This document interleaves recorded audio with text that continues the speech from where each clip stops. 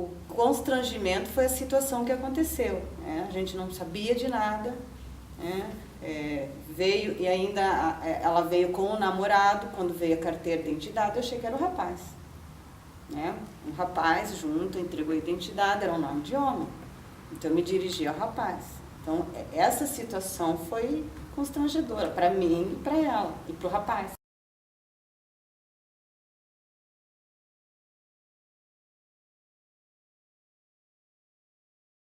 Então, até você saber que tem o nome social, que eles não trazem, então teria que ter um encaminhamento pedagógico antes, né, para receber o aluno, para saber que ele tem outro nome, né? Você vê uma moça e tem que chamar ele pelo nome que está na identidade, que é o nome de homem.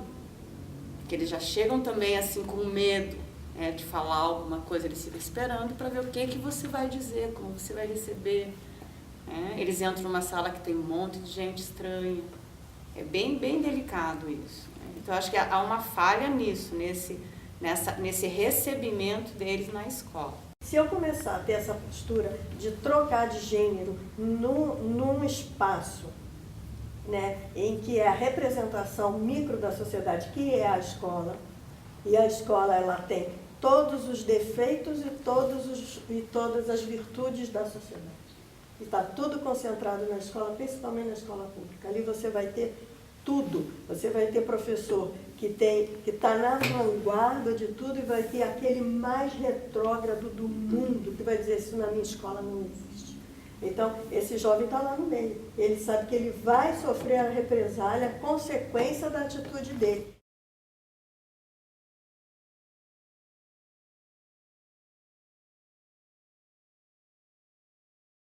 E a gente não tem a preparação, né? Então, a gente conta com o seu... Cada professor conta com o seu senso mesmo, né? Com a sua realidade de criação, de formação. Então, como eu disse, eu não teria problema, porque assim, em casa nunca foi né? Eu nunca vi meus pais, por exemplo, né, se referindo, né? A gente acaba trabalhando os próprios valores, sim, né, nessa situação. Questões de valores. Valores. Né? Eu nunca vi meus pais assim, né, lançando mão de discursos assim, preconceituosos, né, pejorativos. Acho que a gente da escola pública ainda tem essa abertura, porque se você for olhar isso na rede privada, né, isso não teria nem existiria. Minha filha estudou a vida toda numa escola particular, ela já está na faculdade agora. A escola dela nunca teve um aluno negro.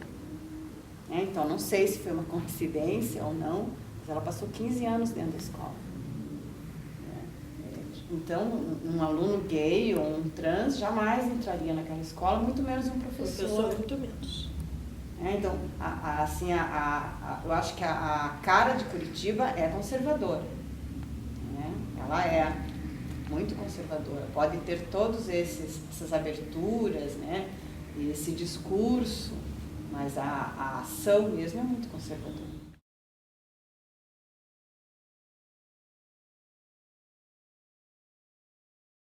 Quando eu fiz na minha escola, na hora do intervalo, eu fiz uma enquete com os professores que estavam presentes.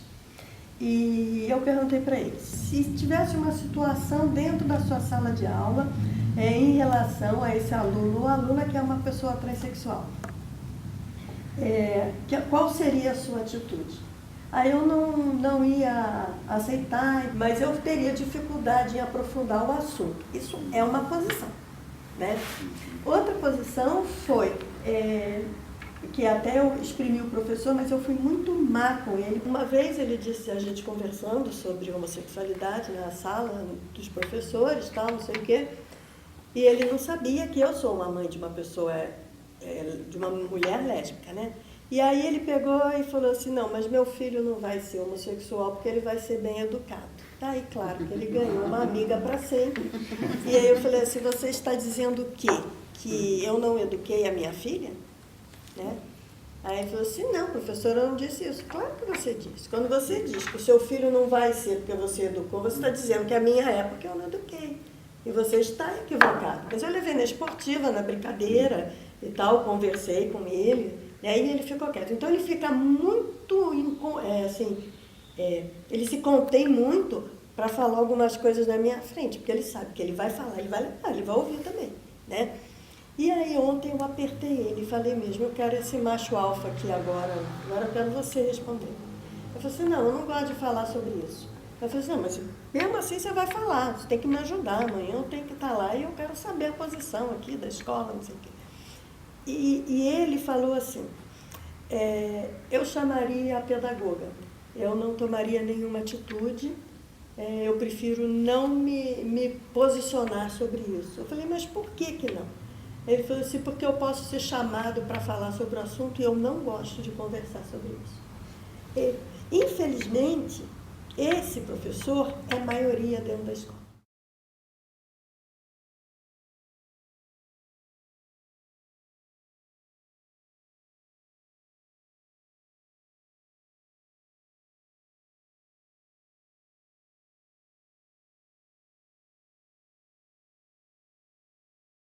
Então, essa formação, ela sensibiliza muitas pessoas, muitos professores e muitos alunos, para que eles pensem sobre uma coisa que geralmente a gente não conversa.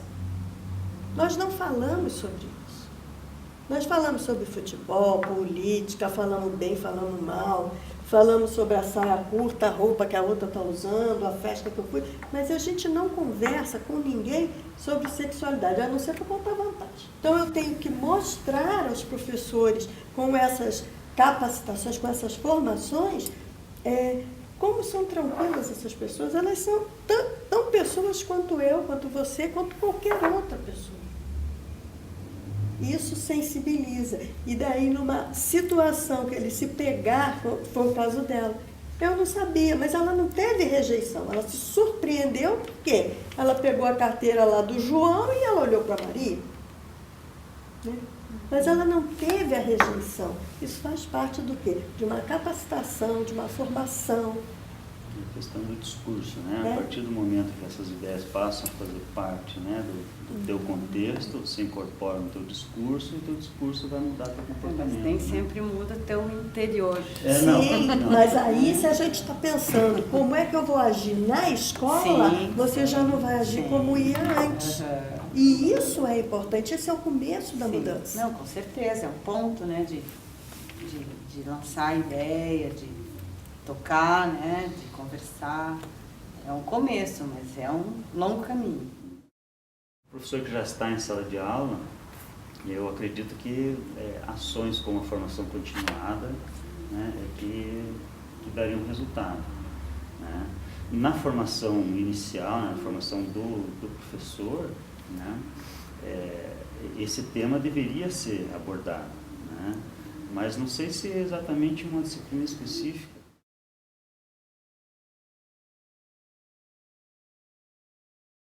Só quando surge uma situação, problema, é que a escola vai falar sobre isso. Senão, esse aluno vai passar incólume até a graduação. Que seja de qualquer tipo, não discute sobre a sexualidade e não discute sobre os direitos humanos. E esse volta para a sociedade. Então, isso acaba sendo, sei lá como é que eu vou chamar isso, mas um vai realimentando o outro. Então, se a gente não quebrar isso em algum momento, nós nunca vamos ter essa mudança. Não é só na pedagogia em que se deve discutir as questões do direito humano. Não ser especificamente voltado para a sexualidade. Mas os direitos humanos, eles têm, inclusive está na LDB, né, que está no Diário Oficial, eu estava dando uma olhada ontem, que as questões de direitos humanos, elas têm que ser discutidas em toda a formação do estudante, daqui, desde a hora que ele entra até a hora que ele sai. Porque é esse cidadão que vai voltar para a sociedade e vai voltar com os mesmos valores que ele entrou. Os pais, eles ouvem muito as crianças quando entram na escola. Olha, não foi aqui que mudou, foi aqui no começo. porque aí essa criança já cresceu de forma diferente. Então, da mesma forma que eu procuro mudar os meus alunos aqui, o Glauco conhece meu trabalho e sabe que eu procuro mudar, esses alunos vão mudar aqui. Sim. Alguma coisa eu fiz, e foi a capacitação que eu recebi para fazer isso aqui. Os meus alunos de ensino médio que vão mudar aqui. E quando eles entrarem de novo para trabalhar nessa sociedade, eles vão ter um olhar diferenciado. Claro, é aquilo que a gente está conversando antes, né? Que a gente consiga na escola pública é uma vitória, gente. Vocês acham, então, que são pequenos grãozinhos que vêm para cá? Na escola pública? São pequenos grãos que saem do ensino médio, que vão passar pela graduação, que tem 1 ou 2 professores que conversaram com eles sobre o assunto, que vai aumentando o ciclo. Essa é isso que tem acontecido nesses últimos 10 anos, por exemplo. Né? Nesses últimos 10 anos, dentro do ensino, dentro do Estado, da rede estadual, é o que tem acontecido.